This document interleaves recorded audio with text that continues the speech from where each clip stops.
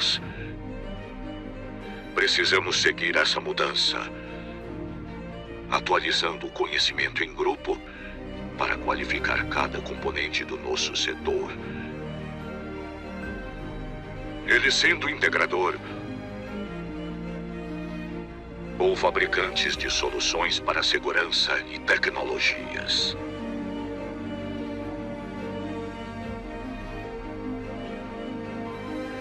Mas não queremos apenas reproduzir ideias. Queremos evoluir. Queremos avançar. Seja parte desse avanço. Seja CT. Olá pessoal, tudo bem com vocês? Eu sou Adalberto Benhaja da BHC Sistemas. A gente começa agora mais um Integrando a Segurança aqui dentro do canal do CT Hub.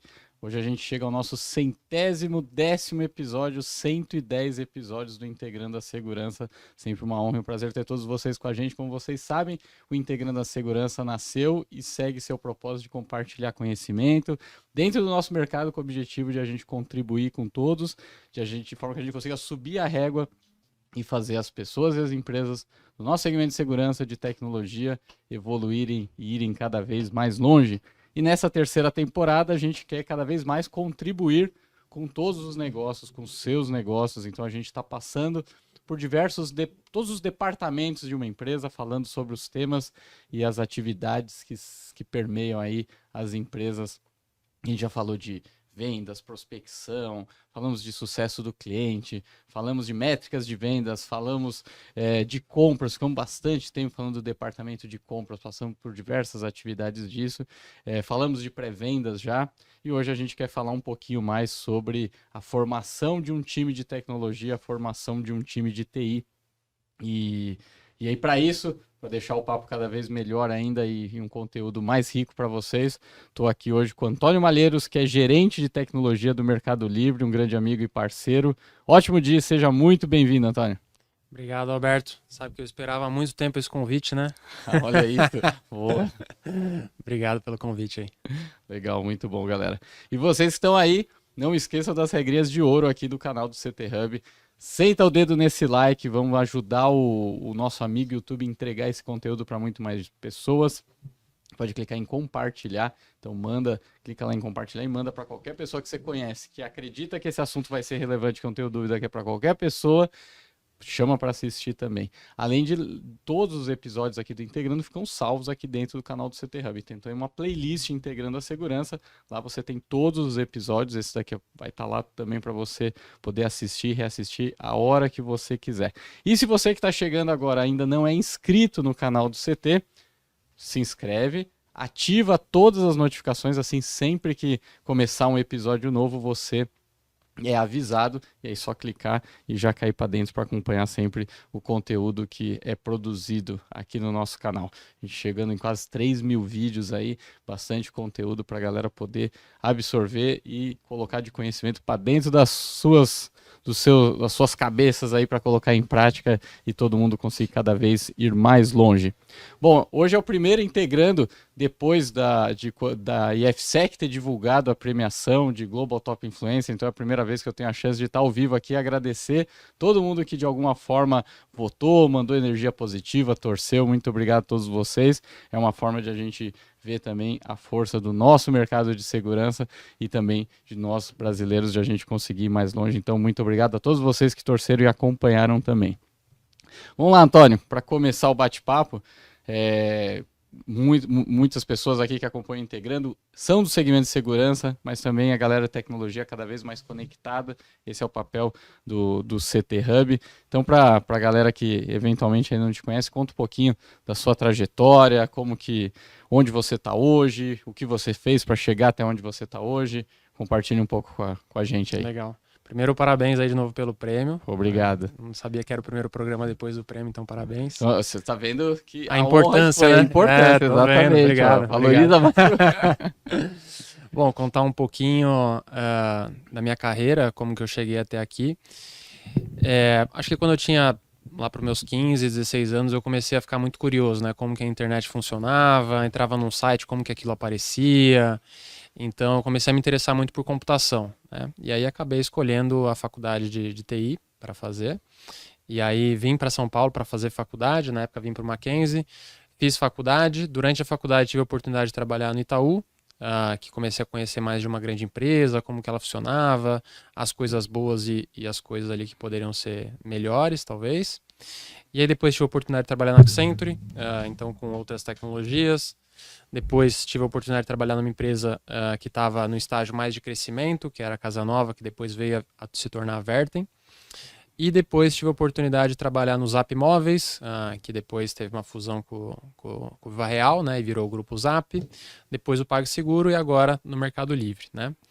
Então, durante toda a carreira eu tive a oportunidade de trabalhar com diferentes tecnologias, diferentes tamanhos de time, times menores, times maiores, empresas que estavam crescendo, empresas que já são grandes, né, como o Mercado Livre é gigante.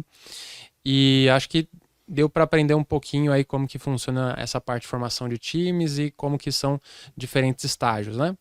Acho que um ponto interessante aqui é que desde a época da Vertem eu já estou numa posição de liderança, então liderando times, agora eu sou líder de outros líderes, né? Então muda um pouquinho também dessa etapa para uma outra etapa, e também é interessante, a gente pode abordar um pouquinho disso. No Mercado Livre, hoje eu sou responsável por um time de plataforma, né? Esse time de plataforma que a gente chama de engenharia são times que fazem desenvolvimentos core para outros times, né? Então, não tem tanto, vamos dizer assim, um produto para o cliente final, mas mais um produto para a gente distribuir internamente. Cliente interno. Cliente interno. Mas é diferente do que eu fazia no PagSeguro, que eu estava com a parte mais do PagBank, que era a parte da nossa plataforma da FinTech. Então, enfim, tem uma carreira aí um pouco diversa aí. Legal, sensacional, muito bom. E para a galera também que está acompanhando a gente, pode ir mandando perguntas, qualquer questionamento conforme a gente estiver trocando essa ideia aqui, que a gente vai fazer o máximo possível para responder. Enfim, interajam, ficam à vontade nisso. E você que está acompanhando, dá um print na tela, coloca lá no seu stories, marca @Adalberto Benhaja, marca @CTHubOficial, que a gente vai repostar, a gente quer você nos nossos stories também. Então vamos lá, Antônio. Aí quando a gente fala de como montar um time de TI, né? Você falou do desenvolvimento da sua carreira, né? Você entende que antes até da pessoa chegar num ponto de liderança, de fazer a gestão, ele ter passado por etapas mais técnicas, mais operacionais, o quanto isso faz diferença na hora que ele chega no ponto de gestão e liderança? A pessoa só estudar gestão, você entende que é o suficiente, ou mesmo se é suficiente ou não, mas o quanto ela fica mais ou menos preparada para liderar pessoas de uma área de tecnologia que tem o viés técnico, né? O quanto é necessário você ter uma base operacional técnica, ou quanto olhar e estudar só gestão já funciona, na sua visão? Você que teve a sua carreira começando fazendo a questão operacional, você ali brincando com o código, desenvolvendo. Quanto isso impacta ou não depois que você vai gerir um time? Legal, bom ponto. Eu acho que tem aquela máxima, né? Não dá pra gente aprender a nadar lendo livro de natação, né? A gente tem que estar na piscina ali se afogando e tentando sair do outro lado. Então, eu acho que ter passado por essa experiência operacional ajuda muito, né? Só que eu acho que o cargo de liderança, uma coisa é o cargo, outra coisa é a função, né? Então, você ser operacional, você já começa a conseguir demonstrar alguns potenciais para você se tornar um líder. Então, se você está num cargo hoje operacional e começa a tomar a liderança de um projeto, né, ou começa a puxar a responsabilidade para si, você começa a se destacar nessa posição e depois é natural você tomar um papel de liderança, né? Também não sou muito a favor daquela política de que você tem que ser o melhor operacional para se tornar um líder, porque isso pode não ser verdade, né? Às vezes você é muito bom naquilo como operacional, mas como líder não vai conseguir se desempenhar tão bem e tá tudo bem. Acho que tem a carreira em Y hoje para isso, né? Seguir num path mais técnico ou numa carreira mais de gestão.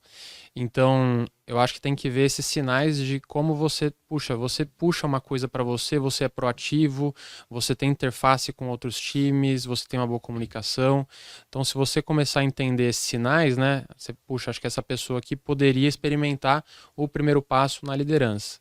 Comigo, acho que foi um pouco assim. Eu estava numa empresa que estava crescendo, né?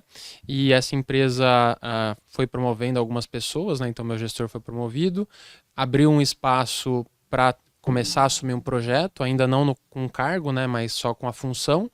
Eu acho que consegui desempenhar de certa forma bem ali no começo, tinha algumas coisas para ajustar, etc.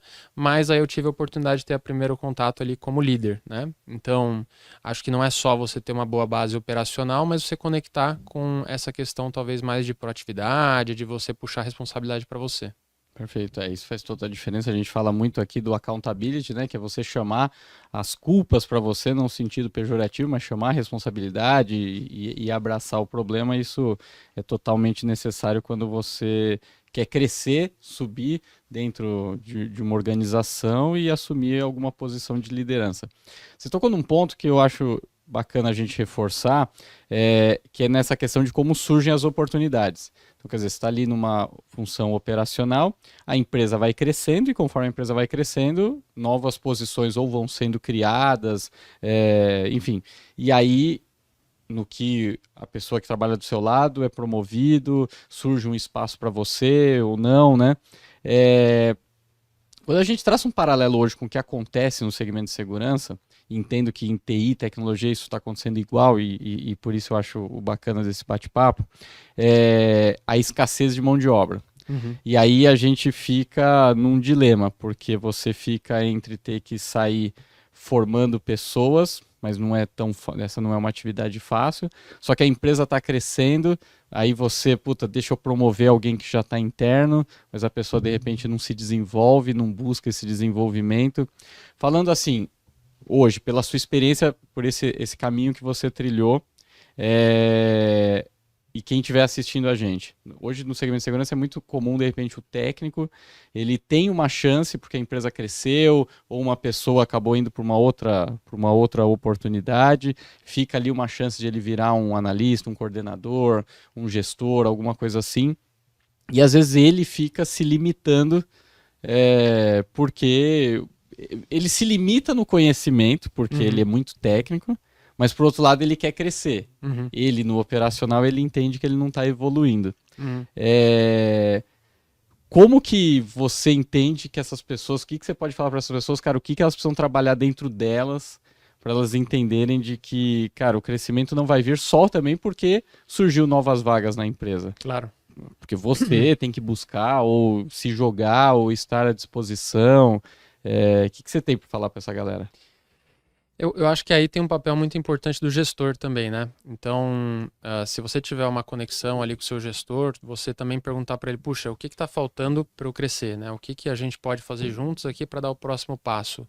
Porque a gente ser promovido é uma junção de coisas, né? Não é só a empresa ter o espaço, a gente está preparado, mas tem que ter a conjunção econômica ali, talvez, também para tudo isso acontecer. Sim. Então, é uma série de fatores para isso dar certo, né? Mas eu acho que o primeiro passo é, para mim, você conseguir já estar fazendo algumas coisas do próximo nível, né? Então, não é você esperar ser promovido para começar a fazer aquelas coisas. Puxa, já estou super apto para ser promovido, mas não estou fazendo nada daquele próximo cargo. Então, acho que... Eu só vou fazer depois que oficializarem que eu sou da... Exatamente. Então, isso eu acho que você deveria estar demonstrando antes. Eu acho que o caminho aí é você falar com o seu gestor, puxa, o que esse próximo cargo espera? Legal. Então, é tomar a iniciativa de algum projeto? Então, combinar com o seu gestor ali para esse projeto ficar contigo, né? Então você tomar a liderança desse projeto e aí você recebendo feedback do que está indo bem e o que não está indo tão bem para aquele projeto. Então isso eu acho que é um primeiro passo ali para você começar a fazer algumas coisas e dar sinais que você já pode assumir talvez um papel ali mais crítico, seja de analista para analista sênior, seja de sênior para um cargo de liderança e daí para frente, né?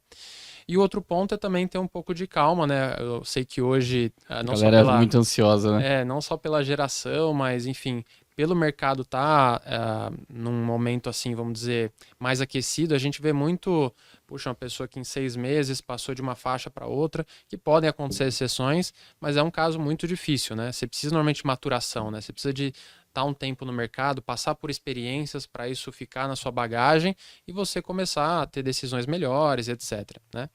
Então, o que a gente vê muito é que por causa disso, a gente, puxa, precisa de um cara, e aí às vezes eu vou trazer ele do mercado e aí eu tenho que trazer ele num nível acima por causa de salário, enfim.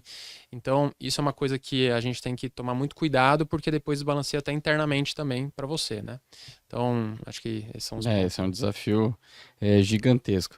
Agora, entrando na linha de como montar o time de TI, quando a gente fala aqui de TI, galera, a gente está falando de tecnologia. E tecnologia é cada vez mais o que permeia todas as empresas e as nossas empresas do segmento de segurança. Nós temos cada vez mais caminhado para ser empresas de tecnologia do que uma empresa de segurança, do que uma empresa de instalação. Isso é um pensamento e uma visão que todo mundo precisa ter, e daí a importância de a gente estar falando disso aqui. E às vezes até isso fica um pensamento meu, mas que eu acho que todo mundo tem que ser reflexivo nisso. Às vezes o segmento de segurança ele se contrai, se fecha, porque entende que nós somos uma outra coisa diferente. Não, nós somos uma empresa de tecnologia. As empresas de segurança precisam ser empresas de tecnologia. Então a gente tem que olhar, fazer benchmark com empresas de tecnologia. Sim. Né? Não tem, então acho que isso é um ponto importante. Aí falando como montar um time de TI, enfim, vamos lá, a gente precisa montar um time, independente se a empresa é pequena ou é grande. Quais são as competências, as características que você entende que eu preciso começar a buscar no início de formar um time de tecnologia?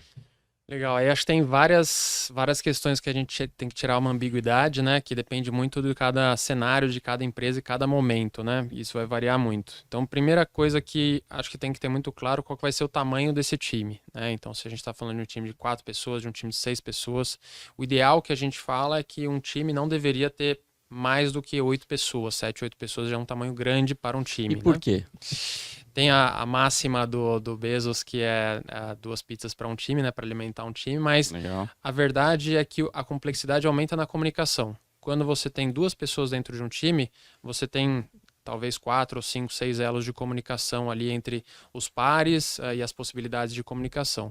Quando você começa a aumentar muito, quando você chega em 8 pessoas, a quantidade possível de comunicação que você tem dentro do time, ela começa a ficar muito difícil. Começa a ficar muito complexo.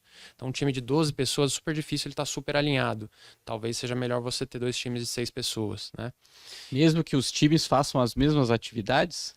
Mesmo que eles façam as mesmas atividades, aí é o que a gente tem que encontrar a missão de cada time, né? Eles têm que ter alguma missão diferente para ter uma concorrência. Perfeito, legal. Agora, esse é um pensamento interessante que talvez, vamos lá, imagina que você tem uma empresa e você tem as pessoas lá de tecnologia, de implantação, da parte, e você precisa lá de 20, 30 pessoas para atender a demanda de quantidade de trabalho. Ou seja, nesse caso você orientaria que dividisse em squads ou partes aí de 8 e separasse um pouquinho o tipo de missão ou por projeto, coisa desse sentido? Eu acho que eles acabam sendo mais eficientes quando a gente fala isso. Quando a gente começa a ter um time, sei lá, de 20 pessoas, se a gente vai fazer indicadores para 20 pessoas, se vai fazer o one-on-one, que é uma reunião recorrente com as pessoas ali. Feedback, né? Uma reunião de alinhamento, enfim, para você ajudar na carreira das pessoas. Puxa, com 20 pessoas, se você marcar uma reunião, você vai ter que fazer uma por mês, né? Porque senão você vai ficar com a agenda cheia, né? Então, enfim, começa a ficar difícil para o líder fazer a gestão também dessas pessoas. Então, o ideal seria, nesse cenário, você conseguir encontrar qual que é o subnível ali para cada parte de cada squad, de cada time, conseguir fazer a gestão. Por exemplo, se a gente tem um time ali que cuida, não sei, da parte técnica, por exemplo, você tem uma squad que faz o primeiro atendimento, você tem uma squad que faz o N2, você tem uma squad que faz a parte de instalação. Então, você tem várias squads que têm um subnível diferente, elas são menores, que facilita a comunicação e facilita a gestão no fim do dia também. E para cada squad dessa, você coloca um líder, você coloca quando a gente fala líder, não necessariamente é um diretor, é o gerente, mas alguém que de repente até o cargo seja igual, mas tem tem uma condição ou uma responsabilidade maior, como que ou não, ou você coloca o mesmo gestor para comandar O problema não está na gestão, o problema está na comunicação dentro de cada time. Eu acho que é um pouquinho dos dois aqui também. Acaba sendo ineficiente você tendo um supervisor ou um gestor ali para, sei lá, 6 times, né? 5, 6 times. É muita gente para você conseguir observar. Mas não tem uma regra de ouro, né? Então, idealmente ali, um time, um gestor para cada time, eu acho que fica, dependendo do tamanho da empresa, acaba ficando financeiramente inviável, né? Então não tem problema você começar a ter um gestor com vários times à medida que você for crescendo, e se isso for trazendo algum problema, você vai ajustando. Mas acho que 1 para 1 também é uma regra que você talvez vê mais nas grandes empresas, né? Legal. Bom, então aí essa já ficou uma baita dica, um baita corte, que é essa questão de quantidade, né? Que isso que talvez seja uma coisa que na prática pode passar desapercebido. Bom, depois que fez essa divisão, e aí? Escolher as competências necessárias para os times. Como que você sugere começar a formação do time? Então a gente chegou num tamanho ali de entre 4 e 8 pessoas, que é um tamanho legal. A gente tem que entender qual que é a skill que a gente precisa ali de cada time, né? Então, se a gente está falando de uma empresa pequena, a skill é totalmente diferente de uma empresa grande. Porque quando a gente está falando de uma empresa pequena, você tem um time pequeno numa empresa pequena, você precisa de pessoas que talvez sejam mais, vamos dizer assim, tenham mais uma raiz empreendedora, tenham mais ownership ali para conseguir puxar os temas, e talvez a parte técnica, né, a parte de conhecimento mais profundo, ela seja um pouco menor, né? E é esse perfil que normalmente você vai precisar no começo. E esse time ele precisa ser diverso. Então você precisa ter uma pessoa que talvez tenha esse perfil, uma outra pessoa menos comunicativa, uma outra pessoa que está evoluindo, ou seja, mais júnior. Então você não colocar só atacante no time ali, ele precisa ser diverso para você conseguir avançar e ter um bom time ali, uma boa estrutura, né? Onde você consiga ter espaço para as pessoas crescerem, que isso é muito importante. Não contratar um time só de sênior. Isso normalmente acaba sendo ruim até para as pessoas, porque o sênior ele precisa ter o desafio de evoluir outras pessoas, evoluir uma pessoa que está começando a carreira, ajudar os outros, e também ali você ter skills diferentes entre cada um, né? Então, acho que você tentar balancear isso é um primeiro passo, com isso bem mapeado, aí você começa a ir no mercado para falar assim, puxa, eu já sei qual que é o perfil, eu já sei a cultura da empresa, eu já sei o que eu quero desse time especificamente, agora que eu tenho isso mapeado, eu posso ir no mercado buscar para saber qual que é o tipo de pessoa que eu quero encontrar, né? Legal, aí só que aí você foi para o mercado e aí vem as pessoas mais plurais possíveis, né? Como conseguir avaliar as questões técnicas, né? As questões do dia a dia mais operacionais, né? Com as questões, as soft skills, né? Com as questões pessoais, comportamentais, do que a pessoa está pensando de futuro, nível de responsabilidade. Lógico, a gente sabe que existem diversas técnicas, e aqui a gente não está querendo falar da questão de RH, né? Não é claro. Essa a pegada. A pegada é como um gestor de um departamento que é vital para as empresas, né? Tecnologia, que é o que a gente falou, todas as empresas hoje, cada vez mais, elas são empresas de tecnologia. E aí com olhar, tecnologia e gestão. Quais as técnicas ou as formas que você faz para conseguir identificar as questões técnicas e comportamentais de cada pessoa. Porque só uma coisa, eu acho que o grande ponto, né, você falou de definir direito o que você quer do seu time, para depois ir para o mercado buscar essas pessoas. E às vezes eu vejo as empresas, principalmente as menores, a gente na BHC sofre com isso também, de a gente acabar indo para o mercado, achando as pessoas e nos adaptando àquela pessoa, né? Então, no caso que eu ajusto o meu departamento em função daquela pessoa, não, é como ela só sabe fazer isso, então esse departamento vai fazer mais isso. E não, né? O que a gente precisa é a gente definir primeiro o que a gente quer e ir para o mercado. Se você não achou do jeito que você quer, ou pelo menos o mínimo que você colocou, não contrata, entendeu? Vai esperar, vai contratar, e não você ficar se adaptando à pessoa, porque certamente vai ter uma frustração dos dois lados aí em curto, médio ou longo prazo, né? Mas vamos lá, como avaliar as questões das soft skills, das hard skills, com a cabeça de gestão de tecnologia? Legal. É o que a gente fala, né? Hard skills a gente treina, soft skills a gente muito dificilmente consegue mudar, né? Então, quando você está falando de soft skills, normalmente você faz perguntas mais abertas ali e não tem resposta certa e errada. O que você está buscando é talvez uma bandeira vermelha ali de, puxa, esse cara está indo por um caminho que não bate com a cultura que eu quero no time ou com a cultura da empresa atual, né? Ou seja, não é nem que tá certo, é o que você falou, não é que tá certo ou tá errado, mas é com o que você quer, o que você pensa, Exato. você empresa, você gestor, né? E acho que passa com todo mundo de, puxa, não fui aprovado nessa vaga, não fui aprovado naquela vaga, não quer dizer que você é bom ou você é ruim. Quer dizer que para aquele momento, porque aquela empresa estava buscando, talvez não encaixava, né? Mas vale tentar depois de um tempo, e etc. Então, acho que não tem certo e errado quando a gente fala de soft skills, né? E de hard skills, aí é um pouco mais fácil, vamos dizer assim, a gente conseguir analisar, porque aí você faz perguntas mais diretas, são perguntas mais objetivas. Você conhece isso, me fala um pouco, me conta um pouco como isso funciona, e aí você consegue avaliar mais o conhecimento daquela pessoa. Tem pessoas que vão conhecer, que são mais operacionais, talvez vão conhecer, puxa, já usei, mas não conheço no detalhe isso, né? Tecnologia hoje, como tem muitas diferentes tecnologias, você conhece isso? Puxa, não conheço. Tá bom, mas é uma pessoa que tem potencial, talvez, para aprender isso? Aí a forma de buscar isso é perguntando outras coisas que ela já trabalhou e se nessas outras coisas ela tem profundidade. Ela consegue ir mais a fundo, consegue explicar, consegue dar detalhes ali do dia a dia. E aí você consegue entender, puxa, o quanto que essa pessoa se aprofundou e o quanto que ela era curiosa sobre o assunto. Então, acho que esse grau de curiosidade também ajuda muito a identificar se aquela pessoa vai ser uma pessoa que vai chegar na empresa e vai ser curioso para aprender toda a empresa, vai ser curioso para aprender tecnologias e aí, consequentemente, vai conseguir sair do outro lado também. Legal. E você falou sobre, nas suas experiências, você já passou por empresas grandes, empresas pequenas, né, intermediárias.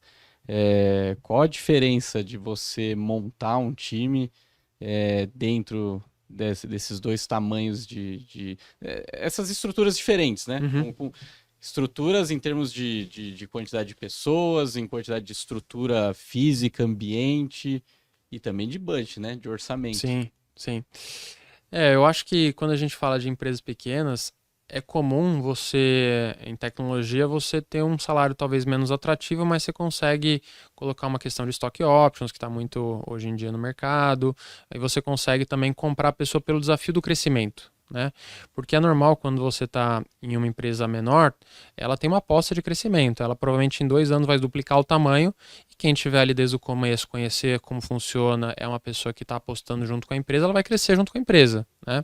Então, talvez uma pessoa que é nova, ou uma pessoa que está querendo aprender, ela poderia entrar nessa empresa e conseguir avançar mais rápido na carreira nessa empresa. Agora, você acha que as pessoas estão olhando isso? Hoje eu vejo que às vezes vejo com mais dificuldade as pessoas acreditarem num negócio menor como esse até pela impaciência que você comentou. Uhum. Como que você está vendo o mercado nesse momento disso? Agora especificamente a gente está vivendo, acho que a gente em tecnologia vou colocar nos últimos 4 anos, que a gente estava vendo com bastante VCs investindo e etc, as startups estavam com bastante caixa, eu acho que esse cenário não estava acontecendo. As pessoas acreditavam nas empresas menores, essa questão de stock option ajudava também a dar esse crédito, falar assim, puxa, hoje o valor que eu tenho das ações fictícias é esse, se crescer a gente vai chegar em tanto, então a pessoa, puxa, eu vou ajudar essa empresa a crescer para a gente chegar nesse tanto aqui que eu também tenho meu interesse, né? Agora, com nesse novo patamar do mercado, um pouquinho das startups sofrendo um pouco mais para conseguir investimentos, etc., aí muda um pouco o cenário, né? Então as pessoas estão mais cautelosas de, puxa, talvez eu tenha que ir nessa startup, mas será que meu momento pessoal casa com isso também?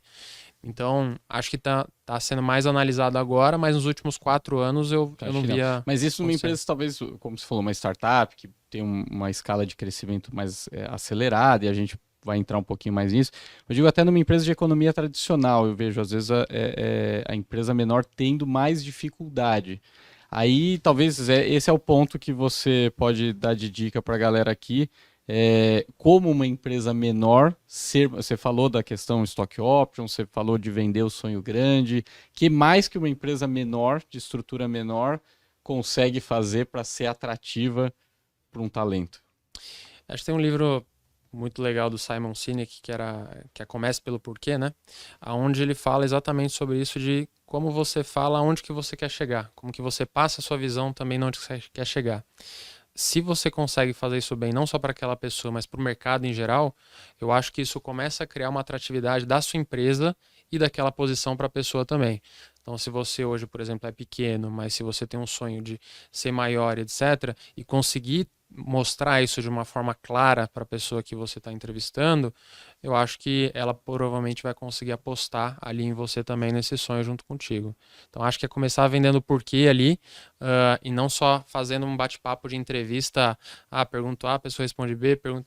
Não, tentar fazer uma conversa mesmo para você conseguir mostrar o que sua empresa tem e onde você está querendo chegar com essa empresa, porque talvez na parte financeira hoje, na posição atual, você não seja tão interessante, mas você mostrar que aqui a sua carreira talvez vai ser mais rápida, quero você do meu lado para a gente conseguir fazer crescer a empresa e chegar nesse ponto aqui que é o que eu acredito para minha empresa.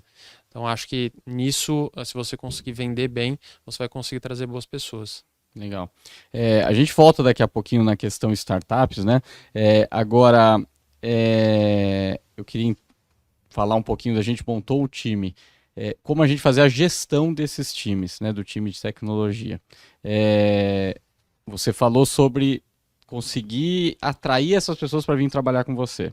Agora, depois que você as contratou, você montou o time, como mantê-las engajadas? Quer dizer, acreditando naquele sonho que foi vendido, e não só no sonho, mas acreditando na missão da empresa, no trabalho dela, no que ela faz, o resultado dela, engajado na sua liderança, né? Como manter um time de tecnologia engajado? E a gente fala tecnologia aqui porque a gente sabe que é um mercado aquecido nos últimos anos. Sim. E com isso faz as pessoas criarem menos raízes. E aí o desafio de engajar ele é maior. Né?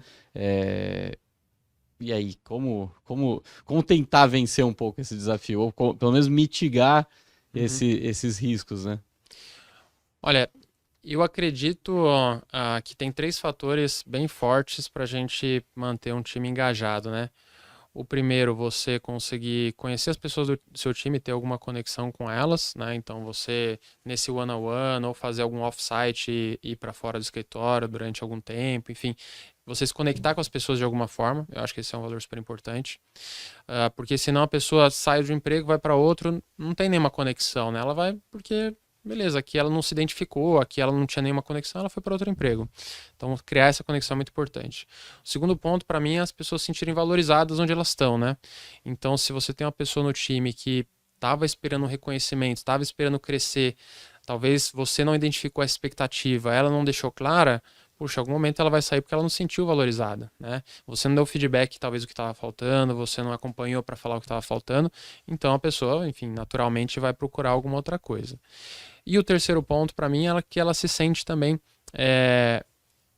desafiada, não só tecnicamente, quando a gente fala de tecnologia, né? Mas para aprender coisas novas. Então, isso vai de perfil para perfil, mas, em geral, as pessoas gostam de estar no lugar onde elas estão aprendendo, né? Onde você chega e fala, puxa, esse dia vai ser diferente, não vai ser mais um dia, uma rotina ali que você vai fazer a mesma coisa que você já fez todos os dias. Então, isso você continuar aprendendo, você continua agregando para a pessoa. Porque quando você for fazer uma autoentrevista, quando você for no futuro, você vai contar uma história. E essa história que você contou vai estar muito baseada nos desafios que você enfrentou na empresa. Então, para mim, se você tiver esses 3 pontos e o gestor conseguir fazer o acompanhamento para impulsionar você, dar mais pista para você crescer, eu acho que tem tudo aí para essa pessoa continuar engajada no seu time. Legal. E você falou do feedback, que isso é fundamental para ter o alinhamento de expectativas. Porque é o que você falou, isso acontece muito. Por incrível que pareça, às vezes, até numa empresa menor, embora na empresa grande também, até pela distância, às vezes, que acaba rolando entre as empresas, as pessoas, entre, às vezes, a liderança, o liderado, que é o que você falou, de repente você está esperando a pessoa chegar em tal ponto, ou ela realizar tal atividade, e a pessoa não entende que ela já fez até, e aí fica ambos frustrados, né? Como que você faz o feedback? Como que você faz de alguma forma estruturada ou alguma periodicidade definida? Ou é na hora que encontra ali no corredor?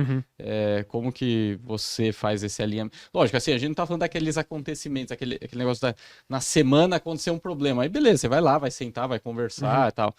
De uma coisa mais, um pouquinho mais macro, de repente uma coisa já de alguns dias, mais estrutural. Como que você faz para fazer esse alinhamento de expectativa com o seu time? Legal. Com cada pessoa, né?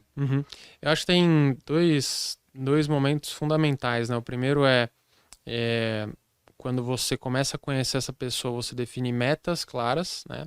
E aí metas podem ser objetivos para você ter desenvolvimento pessoal, pode ser de negócio, pode ser de tecnologia, enfim. Mas você define metas claras com essa pessoa para um mês, talvez ali um curtíssimo prazo, 6 meses e 3 anos ali, talvez um curto prazo, médio prazo e longo prazo, né? Isso já vai deixar alinhado. Provavelmente a pessoa nessa conversa vai falar, puxa, 3 anos eu queria ser promovido e tal. Legal, então o que a gente vai fazer para chegar lá? E aí esse plano vai conter um pouquinho do quais são esses passos para chegar lá, que é o que a gente chama de PDI, né? Que é o Plano de Desenvolvimento Individual. E também aí você tem as conversas ali a cada quarto, a cada semestre, enfim, para acompanhar como está indo, né? Não é uma conversa que você precisa ter todo mês, porque de um mês para o outro talvez não mudou muita coisa nesse sentido. Mas nessa conversa semestral que você vai ter, quanto que evoluiu, quanto que a gente está abaixo do que a gente planejou e o que eu, como gestor, posso fazer para te ajudar para você conseguir chegar nisso. Porque o meu sucesso como gestor não é só entregar os resultados, mas também fazer as pessoas crescerem. Porque se as pessoas não crescerem, eu também não vou crescer, né? Então todo mundo tem que crescer, tem que alcançar os resultados juntos aqui. E aí, para mim, uma outra técnica que ajuda bastante no feedback é a questão do SCI, né? Que é você trazer a situação, o comportamento e o impacto que isso gerou. Então, quando você faz um feedback para você... Exemplos práticos que aconteceram, é isso? Exato, exato.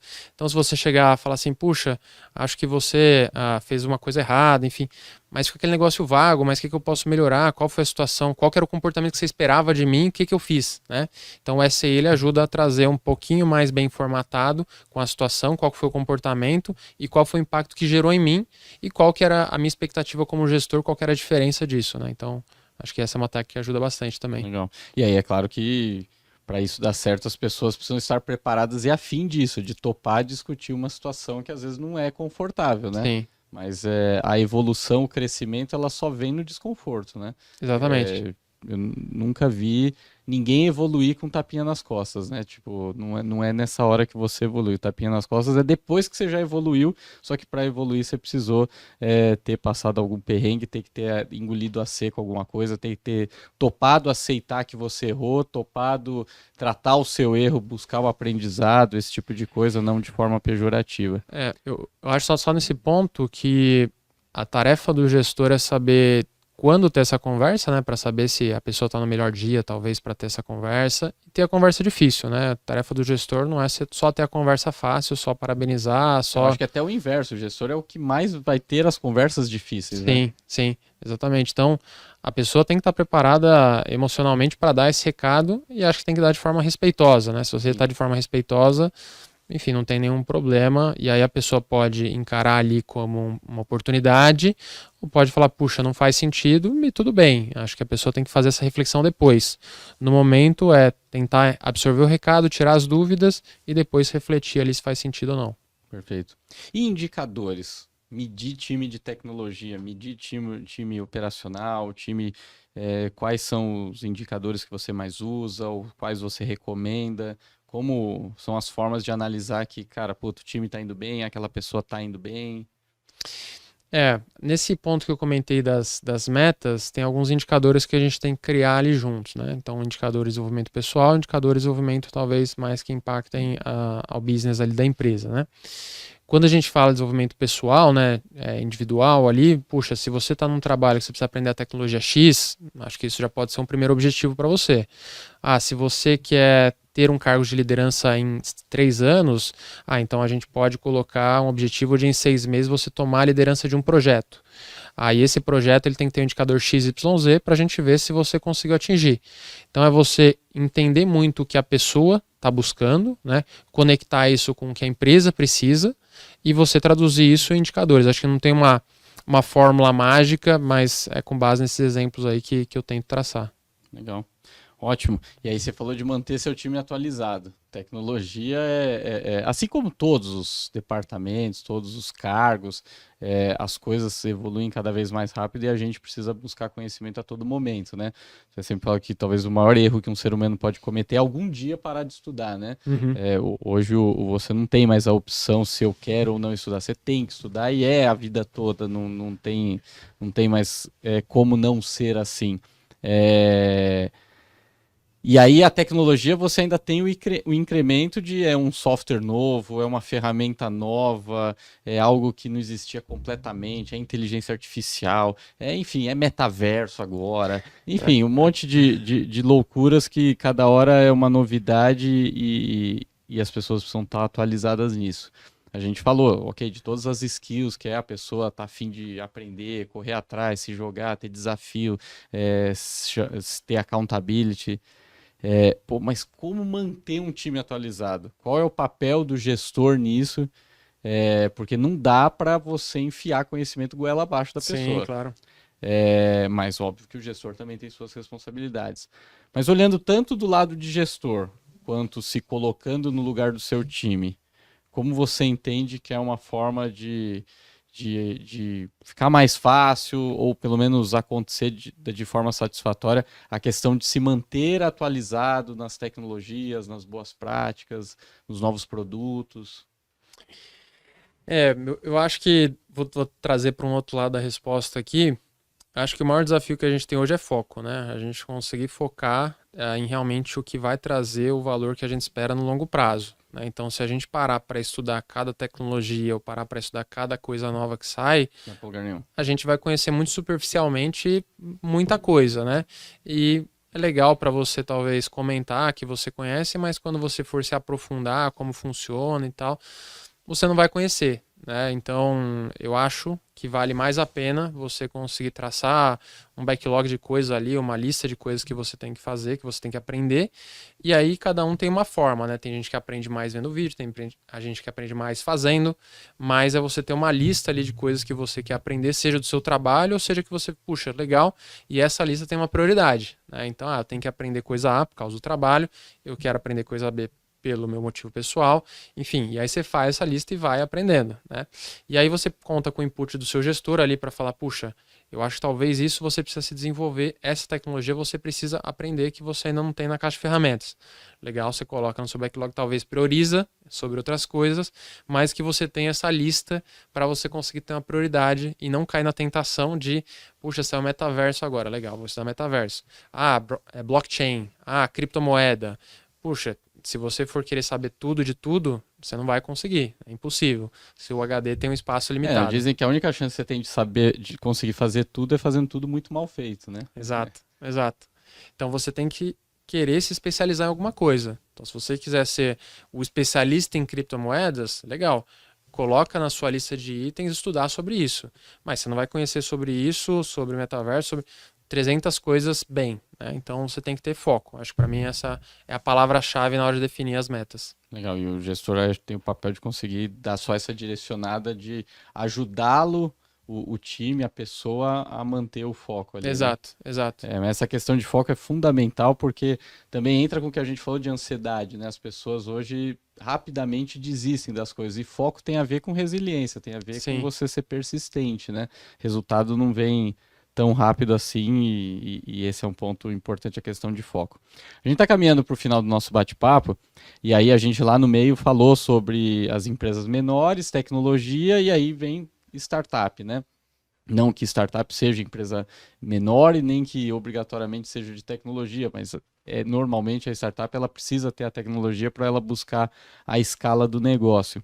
E você faz parte do Pool CT Hub, o Antônio Malheiros é um dos que fazem parte do comitê do Pool CT Hub, exatamente por todo esse know-how aí com tecnologia. Eu queria que você falasse um pouquinho da sua visão quanto a empresas de tecnologia e startups, empresas disruptivas, que buscam construir coisas que não existiam ou melhorar absurdamente o que já existe, o porquê que você olha para startups e o porquê que você olhou para o segmento de segurança também, né? Legal, acho que de startup já tive algumas tentativas minhas pessoais de construir uma startup, né? 2 vezes já, enfim, participei desse processo, sempre gostei muito desse ecossistema e teve um momento da minha jornada que eu falei, puxa, eu tenho que também fazer investimentos, eu tenho que também olhar para uma parte financeira para olhar para o futuro a longo prazo, né? Para o meu longo prazo aqui. E aí quando eu comecei a olhar isso, Aí você olha a bolsa, olha a renda fixa, olha várias coisas. E aí eu comecei a olhar a startup também como uma forma de conseguir no longo prazo, né? Não é uma coisa que eu olho para 1, 2 anos, mas para 15, 20 anos talvez. Dessa empresa ser uma próxima empresa consolidada, uma empresa grande, enfim, que traga bons frutos. Então, tinha começado a olhar investimento em startup, né? E aí na época, a seu convite, conheci a Bossa Nova, entrei num pool, né? Então, nesse pool comecei a conhecer mais, comecei a frequentar mais. E aí, quando você comentou do pool do CT Hub, me pareceu uma proposta interessante, porque o mercado de segurança é um mercado talvez que ainda não é tão visto como tecnologia, então me parece que tem um potencial para multiplicar muito, né? Quando a gente começou a analisar as startups do segmento, você via que faltava startup, então tem muito espaço para a startup aparecer, para a gente conseguir trazer mais investimento para o ecossistema. E eu olhei não só como oportunidade de investimento, mas como contribuir, sabendo um pouco de tecnologia, desse assunto que a gente está falando hoje, e tentar fazer uma parte de mentoria, tentar trazer um pouco dos conhecimentos que eu já tive ao longo da carreira para essas startups. Então, me pareceu uma boa oportunidade não só de investimento, mas também de conseguir compartilhar um pouquinho aí. Legal, sensacional. E isso é um recado que é bacana para a galera que ouviu isso, que é o que a gente vem falando há bastante tempo aqui no canal do CT Hub, que é a luta de a gente fazer o segmento de segurança se tornar cada vez mais visível. E quando eu falo visível, não é simplesmente as pessoas saberem que existe segurança, porque obviamente as pessoas sabem, porque vivemos, nos relacionamos com segurança a todo momento quase das nossas vidas. Mas o quanto o nosso segmento é composto de oportunidades, pessoas, empresas que têm potencial, e a gente fazer pessoas de outro segmento enxergarem isso e virem investir, trabalhar, atuar, é sensacional, porque hoje, para quem é de tecnologia, quem é de TI, olhar para o mercado de segurança como um mercado para ser explorado, com vagas, montando um negócio, criando uma solução, faz muito sentido e tem muita oportunidade, e cada vez mais essa conexão faz sentido. Até por isso o CT se tornou o CT Hub, exatamente para conectar todas essas pontas que já estão cada vez mais conectadas ou precisando ser conectadas, e às vezes por um conservadorismo ou alguma crença limitante aí, as conexões não acontecem. E aí, só para complementar, se você tem uma startup, né, de segurança Boa. E quiser mandar, eu falei que o mercado tem bastante oportunidade, mas se você está construindo alguma coisa e quiser compartilhar... Demorou. Vai lá agora em bossainvest.com/ct-segurança, lá tem toda a tese, você pode aplicar sua startup para ser analisada pelo time da Bossa, depois vai para o comitê do pool analisar, que o Antônio faz parte, e quem sabe a gente ter grandes negócios aí dentro do nosso segmento e até trazer de outros segmentos, né? Sim. Porque hoje a gente tem muita startup que olha e desenvolve soluções para o mercado financeiro, o mercado agro, e que de repente estão lá competindo entre milhões de startups e poderiam usar a mesma tecnologia que eles estão lá desenvolvendo para esses setores, de repente com um pouquinho de ajuste ou mudança, serviria para o mercado de segurança e que tem Sem dúvida. um espaço maior aí para crescimento e mais disponibilidade de negócios. Então, para quem está assistindo, isso também pode ser um caminho interessante. Sensacional, Antônio. Agradecer mais uma vez a sua presença aqui e queria que você deixasse seus contatos, como o pessoal faz contato com o Antônio, LinkedIn, enfim, e qualquer recado final aí, fica à vontade. Legal, agradecer a participação.